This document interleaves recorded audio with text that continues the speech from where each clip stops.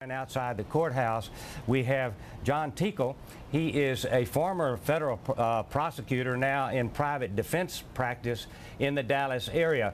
And John, I just wonder, what's your sense of how well the prosecution is doing in making what is certainly an unusual case? That is, hey, so it was an accident, but her failure to get aid afterwards makes it murder.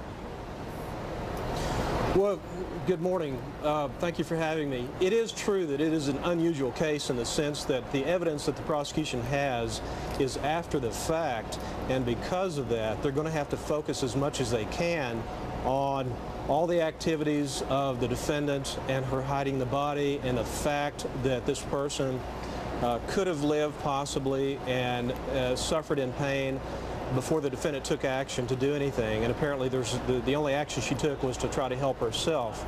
So it is unusual in that sense, and it's going to be an uphill battle, in my opinion, for the prosecution to get a murder conviction. So therefore they're going to have to focus as much as they can on the forensics and the fact that this person possibly could have been saved. Let's ask Professor Schwartz here. Let's ask John Tickle. He practices law there in the Dallas area. John, what do you think of that? Well, I think the professor is correct in the sense that it's an egregious case, and there's the risk that the jury, regardless of the evidence, may feel compelled to go ahead and find the defendant guilty of something, and to go ahead and check that guilty box on the verdict form.